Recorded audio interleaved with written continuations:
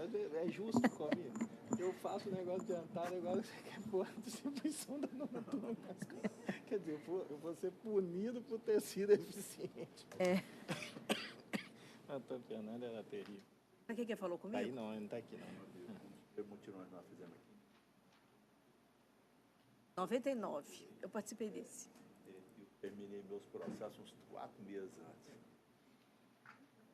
Foram 7 meses foram 7 ou 8 meses de mutirão. Aí Um ano inteiro, eu acho. Eu depois pus a conta gotas. Aí, pro Antônio Fernando, da outra vez que eu participei do mutirão na nona turma, eu já fiz o seguinte. Abri aquele monte de processo, depois comecei a pôr assim na pauta. 3. Aí ele falou assim, mas que negócio é esse? Você mandava 15 para a pauta, 20 para a pauta, 2, 3. Uai, não está dando, entrando no meu nome. Estou deixando os mais difíceis para depois. Aí comecei a pôr assim na pauta. Eu tinha 2 por semana, 3 por semana, até acabar. Para ele não falar nada. Pô, não, tá aqui, ó. Eu estou liberando os mais difíceis por último. Na verdade, isso estava ao contrário. Você não pôs ao contrário. Estava ao contrário. Depois a Procuradoria manda. Complementação de aposentadoria. Doutor Jássio, você lembra que esse trem de complemento?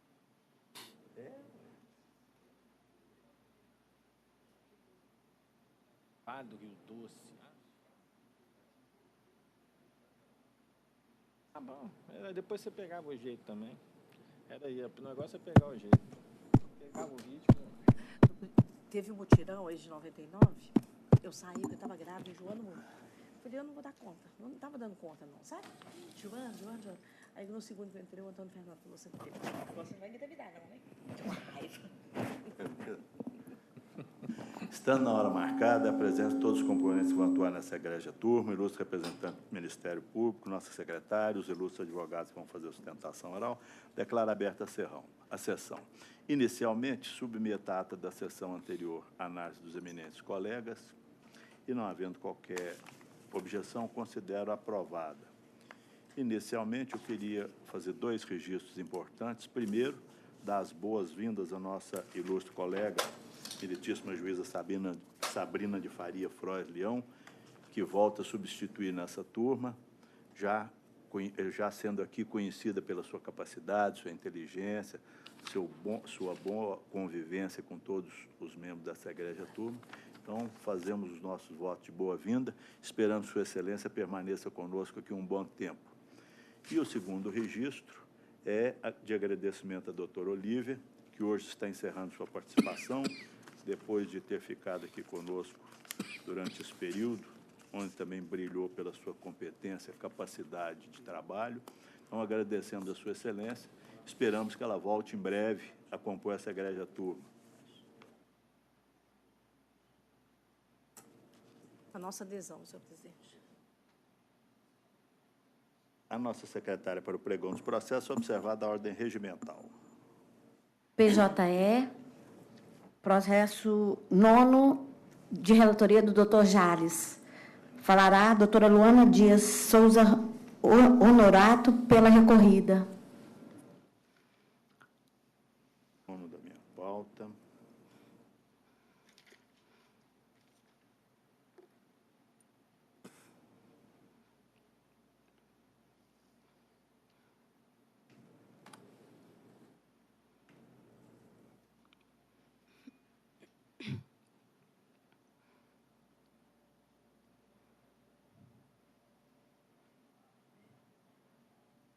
Processo 10.986, Matheus Souza Pereira e Eufrásio Honorato. A minha proposta de voto é uma ação processada pelo rito sumaríssimo. Minha proposta de voto é conhecer do recurso ordinário da reclamante, cumprir os requisitos de admissibilidade e, no mérito, negar-lhe provimento. Negar-lhe provimento. Essa é a minha proposta de voto. A ilustre procuradora fala pelo reclamante ou pela reclamada? Pela reclamada. A senhora aguardaria o primeiro voto divergente? Sim. Pois não. Essa é a minha proposta de voto. Doutora Maristela, segunda votante. Pois bem, senhor presidente. O reclamante alega na inicial que teria sido agredido pelo seu Renato Xavier Honorato. E essa pessoa é filho da senhora Eufrásia Xavier Honorato, que é proprietária do restaurante reclamado. Esse parentesco foi confessado pela referida sócia. Na defesa, essa sócia ela admitiu que o senhor Renato, portanto, seu filho, teria agredido o autor, que fala assim na defesa, aspas, inicialmente, vale dizer que os fatos relacionados ao dano moral alegado não foram perpetrados pela reclamada, e sim pelo senhor Renato Xavier Honorato, que não é sócio da reclamada e apenas presta serviço na reclamada e não tem poder de representação da reclamada. Desta forma, a reclamada não pode ser parte dessa ação. Então, ela admitiu que ele praticou textualmente, que ele praticou todos os atos de agressão, inclusive com a alegação de um tapa no rosto dele. E também, em seu depoimento pessoal, ela falou que Renato ajuda no salão, é filho da depoente. A depoente viu o seu filho e o reclamante começando a discutir por alto. Sabe dizer que a discussão começou porque o reclamante havia levado um prato errado. E prossegue dizendo... fora esse acontecimento, o Renato xingou... Não ficando sequer amar. Não, peraí. Que o seu filho deu apenas um peteleco no reclamante. Quer dizer, um peteleco no ambiente de trabalho, filho da dona de um restaurante, não gerar dano moral, eu não sei mais o que gera. Então, por conta disso, eu estou deferindo a indenização por dano moral no valor de R$ 5.000, com juros de 1%, a contar do juizamento da ação e correção monetária a partir do primeiro dia subsequente à presente decisão. Estou indeferindo os honorários advocatícios, por quanto não preenchidos os requisitos, aqui à luz da súmula 219 e 329 do TST. Essa é a minha divergência, senhor presidente. Havendo divergência, eu passo a palavra à ilustre advogada. Bom dia, cumprimento ao ilustre presidente, os relatores e a todos os presentes. Se trata de um reclamatório trabalhista, como já dito, ajuizado pelo senhor Matheus, em razão de um desentendimento no local de trabalho havido com o garçom, o senhor Renato. O que frisa-se nesse caso é que, a partir do momento em que houve esse esbarrão na cabeça do reclamante, ora recorrente, o próprio reclamante acionou a polícia militar, que compareceu ao local de imediato e houve ali o relato da situação. E ambos, tanto o recorrente quanto o senhor Renato, que supostamente teria agredido o reclamante, foram conduzidos à delegacia e prestaram seus depoimentos ali. O policial militar que atendeu o reclamante, o senhor Matheus, perguntou ao mesmo se ele queria fazer o exame de corpo de delito. E esse se negou a fazer por não ter sofrido uma agressão física aparente. Ele alega que ele recebeu um tapa no rosto pelo garçom Renato. E, em própria audiência, foi questionado ao reclamante por que ele não fez o exame de corpo de delito. E ele não soube responder, porque ele alegou que recebeu um tapa no rosto, mas sequer teve uma marca. E, nesse sentido, não teve como responder aos quesitos ali daquele exame, porque, efetivamente, não havia dano nenhum comprovado nessa situação. Entretanto, passada essa questão do exame de corpo de delito, ambos compareceram ao Juizado Especial Criminal, na qual foi feito um acordo entre o reclamante e o senhor Renato, que era o garçom, e o reclamante aceitou ali o termo de ajustamento de conduta, ele aceitou ali aquele acordo oferecido pelo ilustre representante do Ministério Público, no qual ficou determinado que o senhor Renato faria o pagamento de 2 salários mínimos, que, inclusive, já foram pagos, conforme juntado nos autos, em outubro e novembro do ano passado, no ano 2016. Portanto, excelências, o que se pretende o reclamante nessa demanda, nessa reclamatória trabalhista, é uma dupla indenização pelo mesmo fato. Haja vista que ele já recebeu esses valores Ele aceitou essa transação de livre e espontânea vontade, inclusive ele estava acompanhado de sua advogada, a mesma procuradora que está constituída na reclamatória trabalhista. Portanto, ele já recebeu a compensação que ele pretendia. E ele não foi, como dito anteriormente, compelido a aceitar essa proposta. Portanto, o que foi resolvido na esfera criminal vem, novamente, à esfera trabalhista requerer mais um pagamento de um fato que aconteceu. Então, nesse sentido, pugna pela improcedência do recurso e que seja mantida a decisão de primeiro grau. Obrigada. Bueno, por essas mesmas razões, eu entendi também que o meritíssimo juiz de primeiro grau entendeu dessa maneira. Primeiro, que o reclamante não era um preposto da reclamada. Ele podia ser, no máximo, um colega de trabalho, e houve um desentendimento entre os dois. Essa questão foi objeto de apuração pela autoridade policial, houve essa ação criminal, houve o acordo. Então, eu também entendi, como meritíssimo juiz, que as consequências desse incidente foram resolvidas nos juízes competentes. Doutora Maristela, mantém a divergência? Mantém a divergência. Eu também estou retirando a multa por oposição de embargos protelatórios, porque na sentença o juiz não fez a menor menção ao depoimento quilométrico da mãe do agressor, né? Da proprietária do restaurante. Eu acho que os embargos tinham procedência mesmo. E estou acrescentando a exclusão dessa multa e mantenho a minha proposta de voto. Não. Doutor Rodrigo, terceiro votante. Eu vou acompanhar o relator, peço mesmo, doutora. Nos embargos também? Você acompanha o relator? Relator, né? Então, eu proclamo que, por maioria, prevaleceu o voto do relator, como foi anunciado anteriormente. Esse é o resultado, fica proclamado. Obrigada. Bom dia, doutora. Próximo. Continuando no PJE, agora a sessão de relatoria do doutor Rodrigo, o processo 40. Falará doutor Fábio Henrique Catalão de Oliveira, pela reclamada recorrida CIA Modas LTDA. 40 da pauta, doutor Rodrigo. Eminente relator, quando puder, pode anunciar sua proposta de voto, por favor. Só um segundo. 40.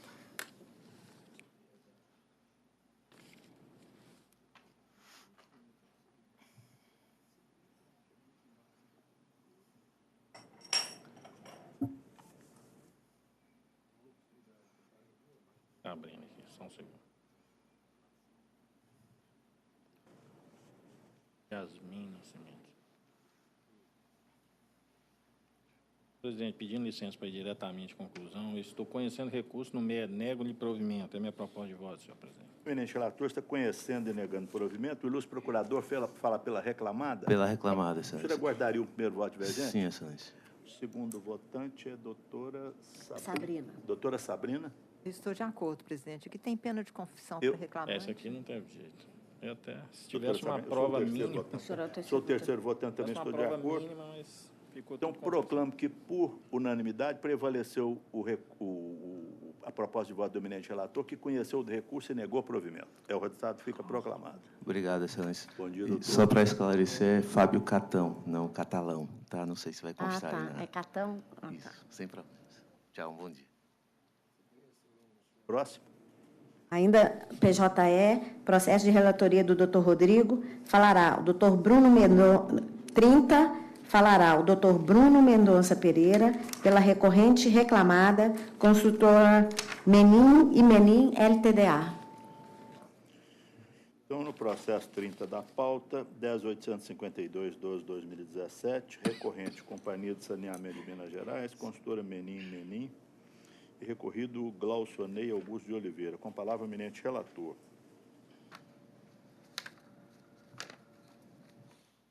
Presidente, só um segundo.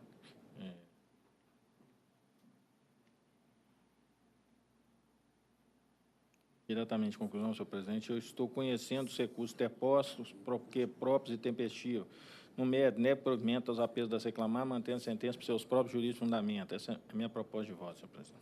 Com a palavra, o ilustre procurador. Excelentíssimo senhor desembargador presidente, colega da turma, ilustres julgadores, o cerne do recurso, peço desculpas pela minha voz, o cerne do recurso da recorrente construtora Menin Limitada é para manutenção da dispensa motivada do reclamante.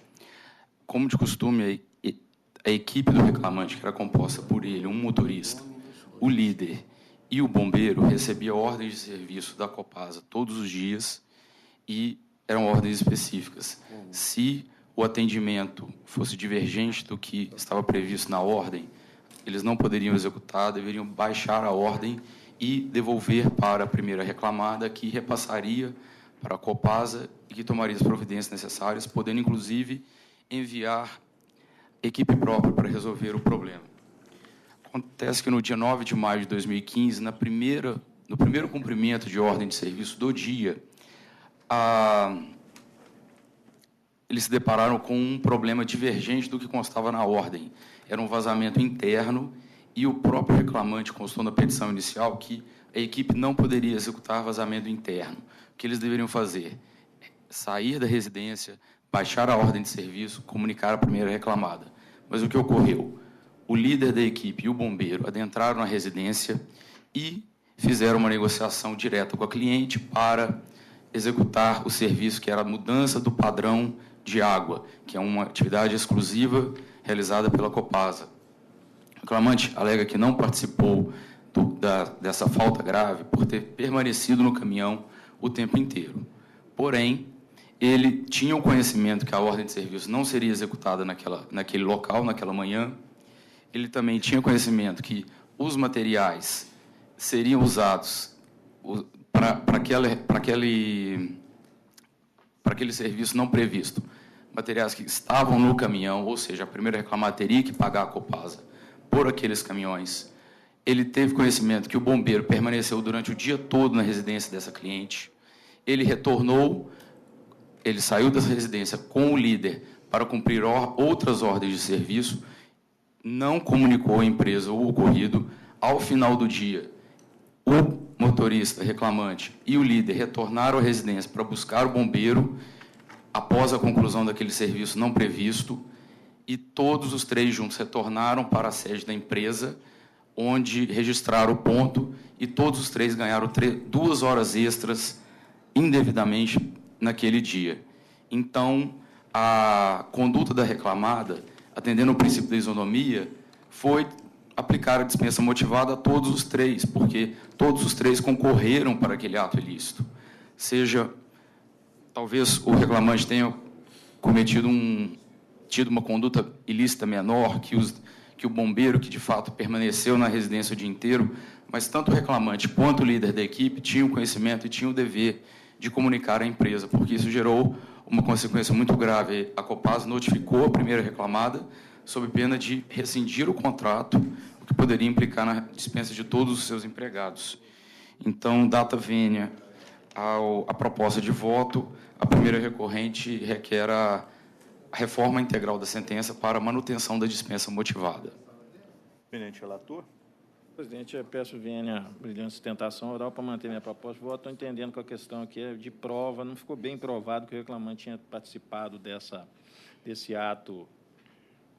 Probidade, salvo melhor juízo, ele era só o motorista dessa equipe de trabalho, inclusive é cliente, não cita o nome dele quando fez a reclamação, e então estou entendendo que ele participou aí na condução, não participou, melhor dizendo, do ato ilícito, ele só conduziu essas pessoas que foram adentrar na residência e que realmente realizaram o serviço, mas que não foi ele. Bueno, doutora Sabrina, segunda votante. Presidente, eu examinei a prova. Tudo leva a crer que o reclamante era conivente com os outros 2 empregados. Mas a própria prova, como o eminente relator ressaltou, a proprietária excluiu o reclamante. O reclamante era motorista. Ele, pela prova, ele levou os 2 lá para fazer o serviço errado, um procedimento irregular. Mas, de repente, pela prova, ele não tinha conhecimento. Então, eu achei difícil aplicar a justa causa aqui nesse caso, porque ele era motorista, ele ficou do lado de fora esperando o serviço. E a prova, eu achei a prova fraca. Acho que a prova tinha que ser no sentido de demonstrar que ele realmente tinha ciência da irregularidade do procedimento. Então, eu peço vênia divergência e eu acompanho o voto do eminente relator. Eu sou o terceiro votante, também tive essa mesma dúvida de Vossa Excelência, porque, na verdade, quem tem que provar a justa causa é reclamado. Mas eu entendi aqui que, quando é uma equipe assim, ele é o motorista e os outros dois, ele sabia muito bem que eles não podiam entrar na casa, fazer o serviço. Eu entendi, como Vossa Excelência também, que ele foi conivente, e, por essa razão, mantinha a justa causa. Então, eu proclamo que, por maioria, prevaleceu integralmente o voto do eminente relator, como foi anunciado, vencido o terceiro votante. Esse é o resultado, fica proclamado. Obrigado. Bom dia, doutor. Próximo. Ainda PJE 26, relatoria do doutor Rodrigo. Falará o doutor João Luiz de Amoedo Avelar, pela recorrida. 26 da pauta do doutor Rodrigo é o processo 10.699/35/2017, recorrente Larissa Teixeira de Pado Mendonça, recorrido Cooperativa de Crédito de livre admissão do Alto Paranaíba, Noroeste e, faltou o resto aqui, Noroeste e Oeste de Minas, Unicred, Integração de Minas. Com a palavra, o eminente relator para anunciar a sua proposta de voto. Senhor presidente, pedindo licença para ir diretamente à conclusão, estou conhecendo e negando provimento. O eminente relator conhece e nega provimento e o ilustre procurador fala pela reclamante. Pela reclamada, a proposta de voto nos atende. Consulto Vossa Excelência se poderíamos aguardar eventual voto divergente. Perfeitamente. Então, o doutor Rodrigo conhece e nega provimento. Doutora Sabrina? De acordo, presidente. Eu sou o terceiro votante, também estou de acordo. Então, proclamo por unanimidade prevaleceu o voto do eminente relator, como foi anunciado. O resultado fica proclamado. Muito obrigado. Bom dia a todos. Bom dia, doutor. Próximo. Ainda no PJE, processo de relatoria do doutor Rodrigo, o 24, falará o doutor Fernando Tadeu da Silva Quadros, pela recorrente, primeira reclamada, Dominus Transportes, Logísticas e Serviços LTDA. 4 da pauta, doutor Rodrigo.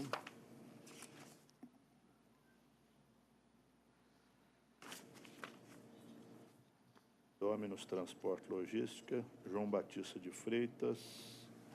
Com a palavra, o eminente relator para anunciar a sua proposta de voto.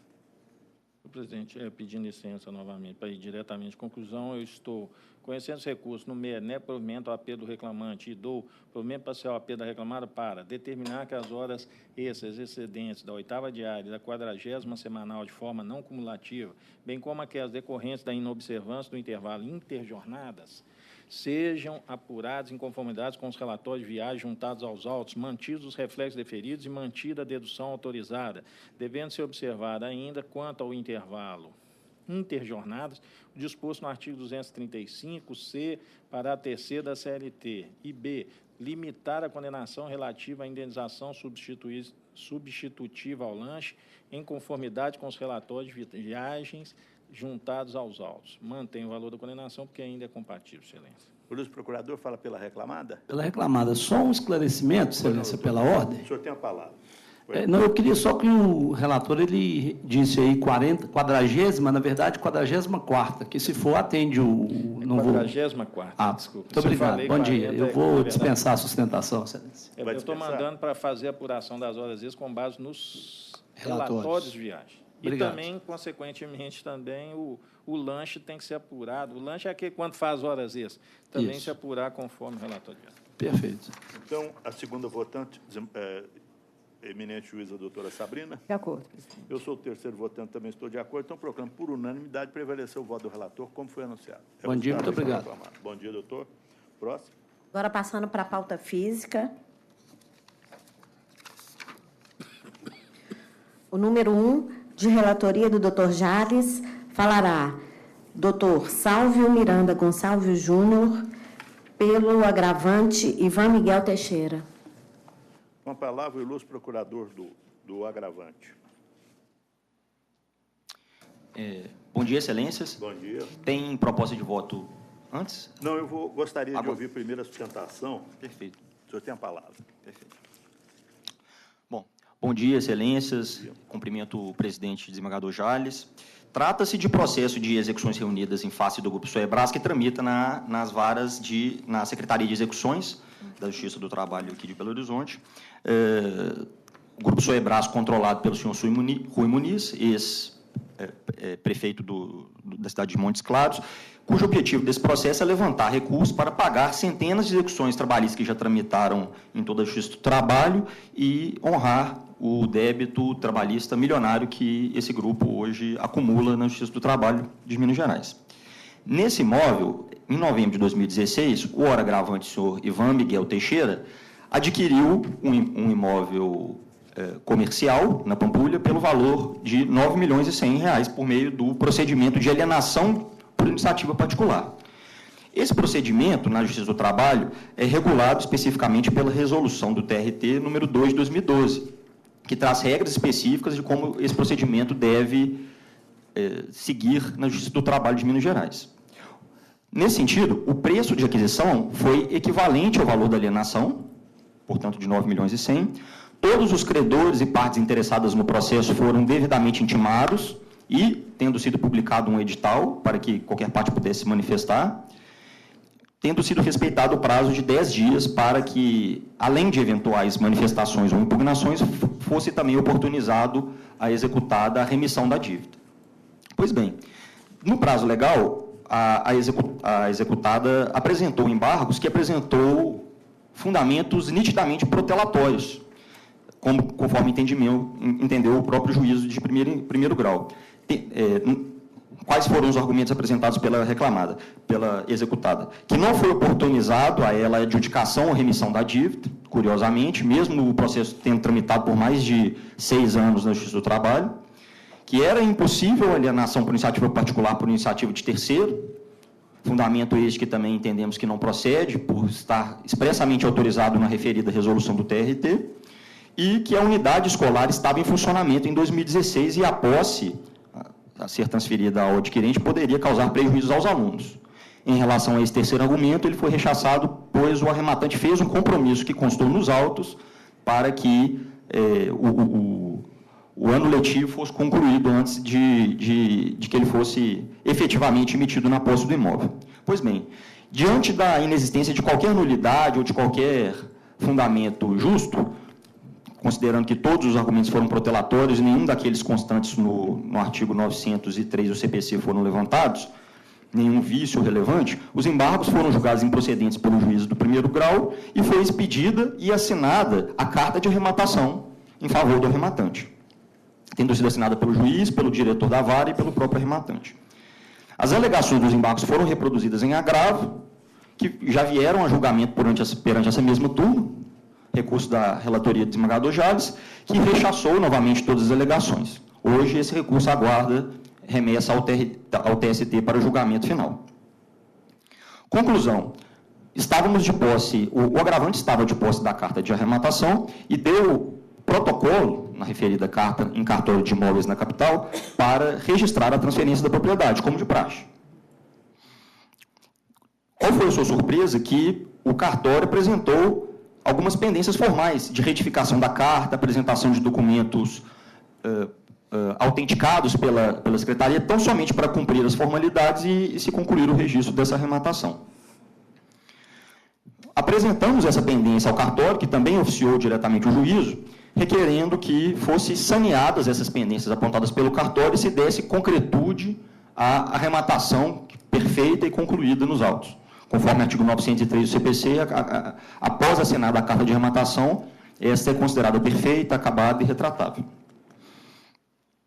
Não obstante, para nossa surpresa, o pedido de saneamento da carta, um documento formal, foi rejeitado pela meritíssima juíza da vara de execuções, que também manifestou o entendimento de que, na sequência, tendo sido essa decisão de indeferimento sido objeto de agravo de petição, o agravo de petição seria inadmissível, pois esse despacho não teria natureza terminativa, sendo meramente interlocutório.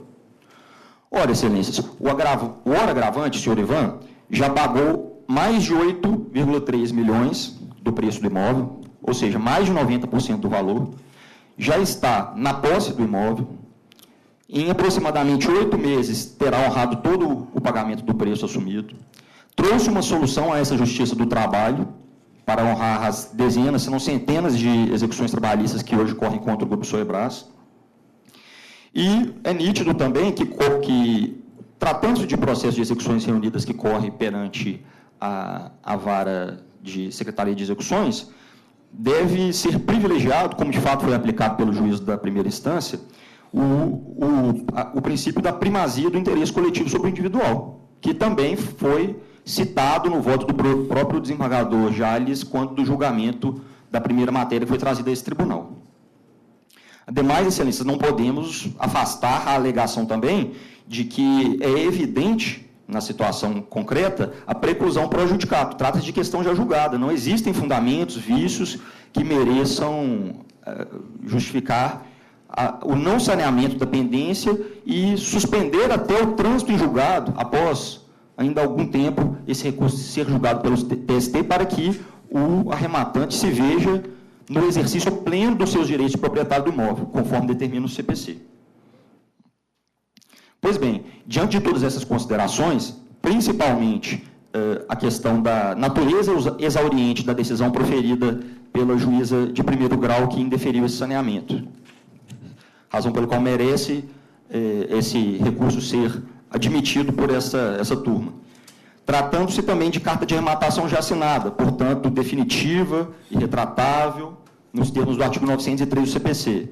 Considerando a hipótese de preclusão pro judicato, uma vez que o doutor Renato da Origem, o juiz que despachou primeiro no processo, já afastou todas as razões, eventuais vícios ou nulidades no processo e reconheceu que todas as alegações do Grupo Soebras são protelatórias, como de fato vem sendo feito nesse processo de execução reunida. Eles empurram a execução com a barriga e já tem mais de 7 anos, né? E hoje tem uma dívida de mais de 10 milhões de reais. Considerando também que todas as alegações já foram julgadas por STRT e a única pendência hoje é o julgamento do recurso de revista pelo TST, não tendo sido atribuído qualquer efeito suspensivo ou qualquer recurso por esse tribunal, por essas razões, excelência, peço provimento ao recurso e agradeço a palavra. Pois não. Nós examinamos esse processo, a nossa dúvida, porque veio a formação de um instrumento que, evidentemente, não reproduz todo o processo está em grau de recurso. A dúvida inicial é se esse agravo de petição, que foi indeferido e razão pela qual foi interposto o agravo de instrumento, não teria sido anterior àquela demissão, ao julgamento do agravo de petição da parte contrária, que foi a parte que era proprietária do imóvel, que foi vendido. Agora, inclusive o ilustre advogado esclareceu da tribuna que daquela decisão dessa turma, que manteve a decisão do juiz de primeiro grau, validando a venda do imóvel, houve um recurso de agravo de instrumento em agravo de petição, que foi dirigido ao colendo TST. Por essa razão, a meritíssima juíza indeferiu a expedição da carta, indeferiu, ela expediu a carta de arrematação, mas depois que o cartório levantou as dúvidas, ela agora não mais manteve, porque também tem outras pendências a ser regularizadas. Então, nesse ponto, eu estou entendendo que nós não podemos dar provimento ao agravo de instrumento exatamente por isso. Já que houve um recurso ao colhendo TST, primeiro, não vai haver prejuízo para o arrematante, porque ele está na posse do imóvel, não está sendo turbada a propriedade, os direitos de propriedade ou de posse. Então, a questão é formal. Confirmar o julgamento dessa egrégia turma no agravo de petição para que seja expedida, aí, então, de maneira definitiva, a ordem de registro do imóvel, do registro desse imóvel, a alienação no registro de imóvel. Então, eu estou, por essa razão, eu estou negando provimento ao agravo de instrumento, porque eu estou entendendo que tem razão a meritíssima juíza em aguardar o trânsito em julgado daquela decisão. Essa é a minha proposta de voto. Doutora Maristela, segunda votante.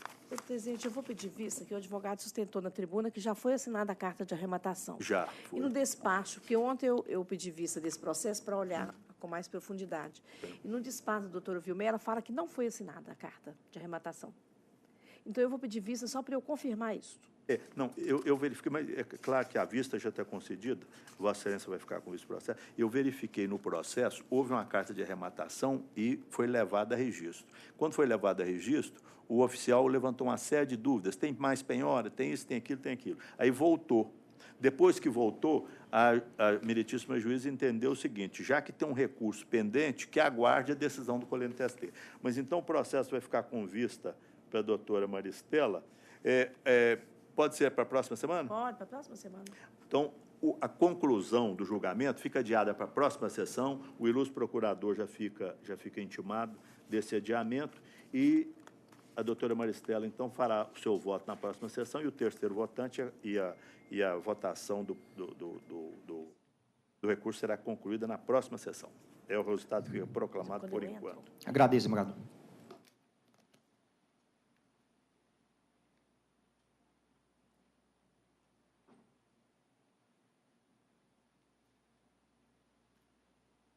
Então, ficou adiado com vista para a doutora Maristela. O julgamento será concluído na próxima sessão. Próximo? Não, já foram feitas, né? Sustentação oral já foram feitas. Só a conclusão do julgamento. Aí, doutora Maristela vota o doutor Rodrigo. Ou doutora Sabrina. Tá aí. É doutor Rodrigo. Doutor Rodrigo e doutor Lucas. Obrigada, hein? Próximo. Podemos passar para o julgamento dos processos PJE? Sim. PJE, processo do Dr. Jales. O 1, 0100, 40, 20, 2016, 503, 0148, é um AP. Né? É 1. O agravante é Jaime Alves da Silva, o agravado siderúrgica Gafanhoto, empresa individual de responsabilidade limitada.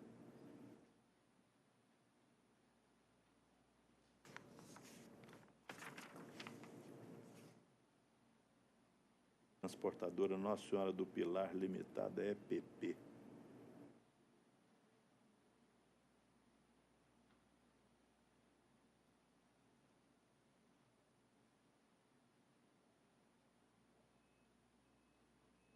Está mais lento do que o normal.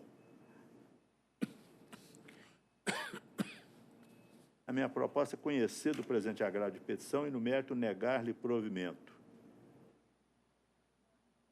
Ilustre procurador, quem é que estava inscrito? Não tem ninguém inscrito, mas acabaram as sustentações. Acabaram. Acabaram, isso que eu estou falando para o senhor. Sustentação oral. Bom, então vamos voltar aqui. Começando, então, com a minha pauta, o 9 já foi julgado, né? O 1 não tem divergência. Certo, doutores? O 1 não tem divergência. O 2 tem uma divergência. Então, vamos para o 2.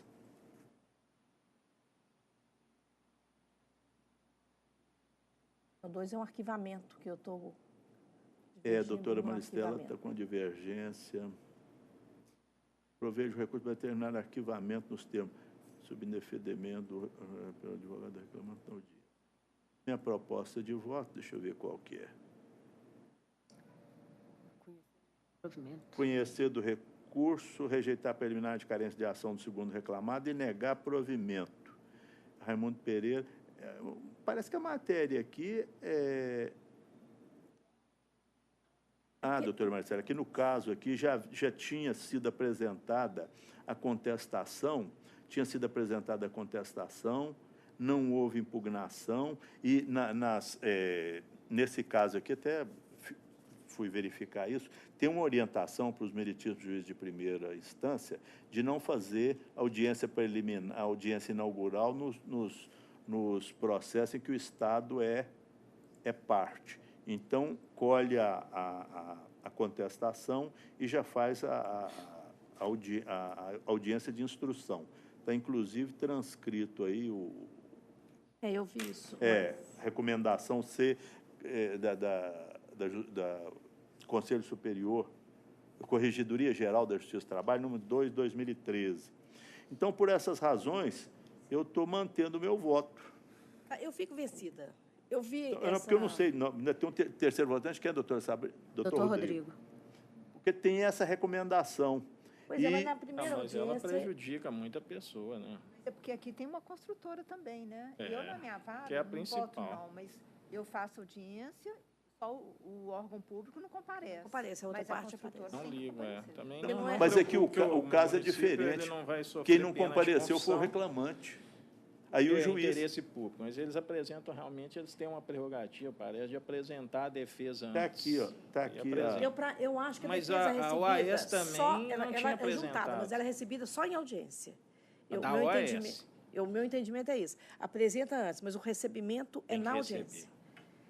Porque aqui doutora, para mim até novidade isso também, é recomendação da Corregedoria Geral da Justiça do Trabalho no 2 de 2013. Ela é recomendação para que não seja realizada audiência quando for parte órgão público.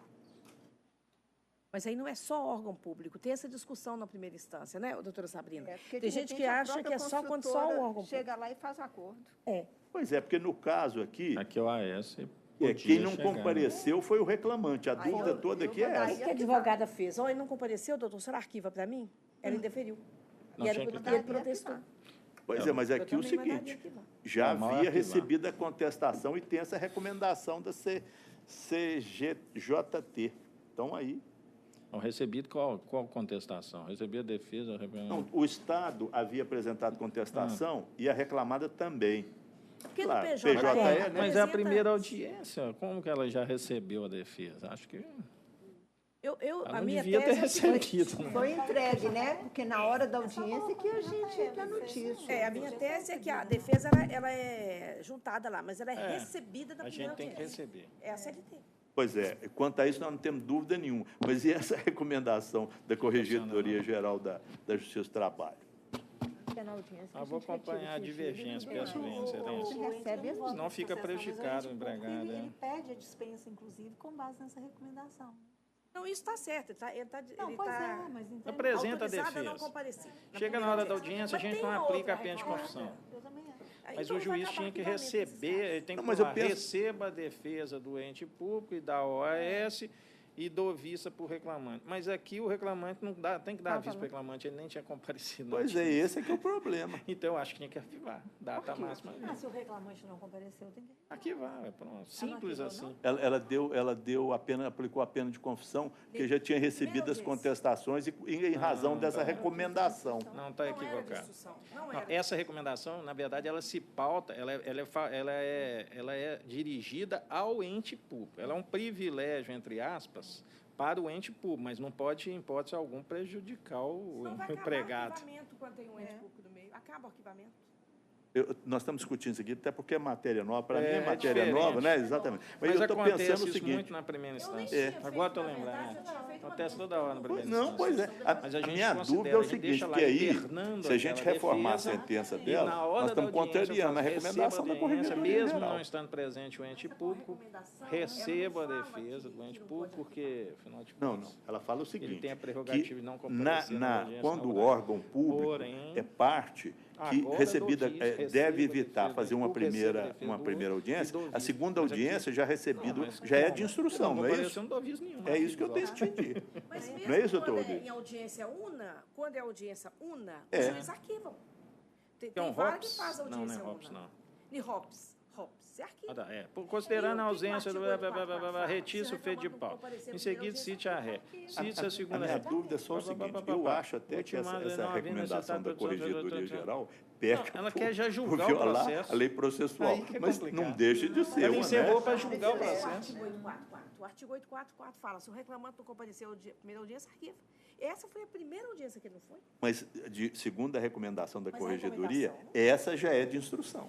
Mas a recomendação não pode. Não. Pois é, aí... Mas aqui na prática não houve dupla audiência, doutor. Como é que é? Na verdade, não houve dupla audiência, houve só uma audiência. Na prática, né? Na realidade dos fatos, que é agora que estou vendo. Na primeira audiência foi assim, a doutora lá aceitou a defesa do ente público. Tá ótimo. Recomendação número tal. Aí cite a segunda ré. E ela já encerrou para julgar porque o reclamante não veio. Mas espera aí. Não, mas foi assim. Mas teve... Ela fez aqui, ela já julgou para julgamento antecipado da lide com base no artigo, não sei o que, aqui, para dar para o CPC. Que justificando, ultimados providência não havendo necessidade de produção da vemos aos conclusos para julgamento na forma do artigo 330 do CPC. Quer dizer, parece que 330 do novo CPC é aquele que fala julgamento antecipadamente. Mas aí, o empregado, ele não foi, tem que simplesmente arquivar, eu acho. Simples assim. O Ministério Público não deu, sugeriu só o prosseguimento da tramitação. Não, aqui o empregado fica muito prejudicado se for adotado essa posição. Então, aí nós vamos dar provimento? Então, nós vamos fazer o seguinte, arquivar o processo. eu vou deixar meu voto do jeito que está aqui e vou fazer a adaptação da seguinte maneira, que, vencido o relator, a douta maioria entendeu que, no caso, né, aí não vamos falar, no caso, não havia, foi a primeira audiência e a falta de comparecimento do reclamante implica na aplicação do artigo 844, é 844. Eu estava vendo, eu não vi julgamento antecipado na lida, na Justiça do Trabalho, se não era matéria só de direito.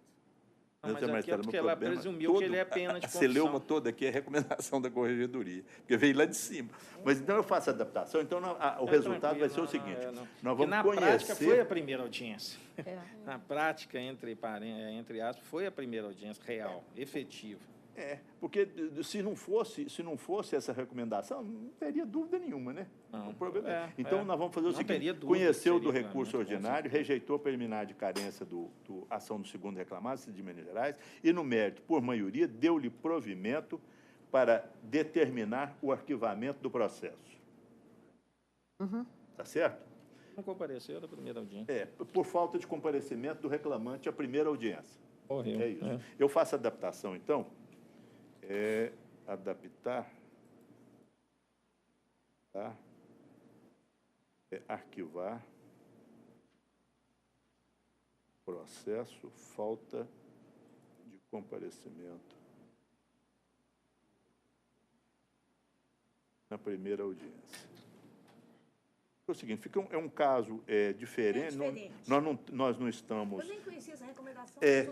Nós não estamos violando a recomendação. Nesse caso, como é a primeira vez que compareceu, fica dessa maneira. Tá certo? Então, esse é o resultado, fica proclamado. Tem também. E a defesa dela tinha que ser recebida em audiência. Ela não tem essa prerrogativa do ente público. De não haver. Ela precisa de ter uma audiência para ela comparecer. O órgão público não compareça, ele já está autorizado, é um privilégio, né?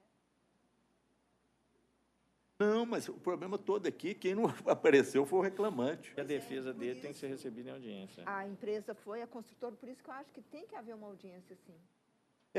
Exatamente, nós chegamos a essa conclusão. Como era a primeira audiência, e tinha outras, mas não era só órgão público, porque se fosse órgão público, aí né? Então, tá. Tem que receber em audiência. Eu até vou acrescentar esse fundamento.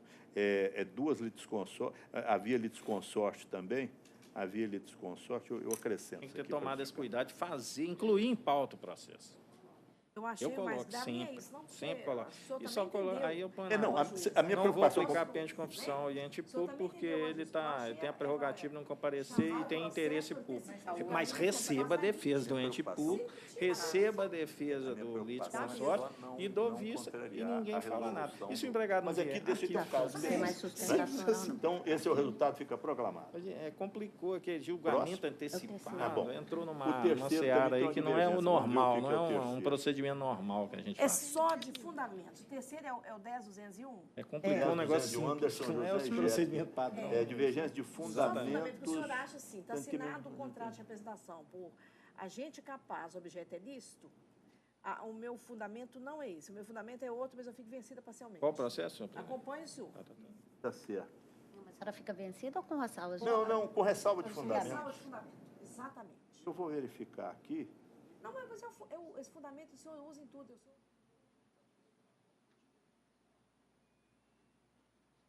O senhor acha, assinou o contrato, ele é válido, né? E eu acho que aplica o princípio da primazia da realidade. Mas, nesse caso, eu acompanho... Então, prevaleceu o voto do relator com ressalva de fundamento da segunda votante. Esse é o resultado, fica proclamado no terceiro, né? Vamos para o quarto. O quarto é uma anotação. Doutora Maristela, sobre declaração de testemunha, mas ela está concordando. Ressalva também de fundamento? Vamos abrir. Não, não é ressalva, não. Não, eu estou achando engraçado. Entendi a declaração, você que trabalhou reclamando na função... Não, eu estou achando engraçado que consta do depoimento... Tem um erro material aqui. Consta do depoimento, assim, a testemunha exercia o cargo de carta precatória inquiritória. Estou só achando engraçado. Corrigir o erro material. Não, tem que corrigir, não. Seu erro é do depoimento dele, eu estou achando engraçado. Mas está lá no... Está lá no depoimento. Mas será que o depoente exercia a função de...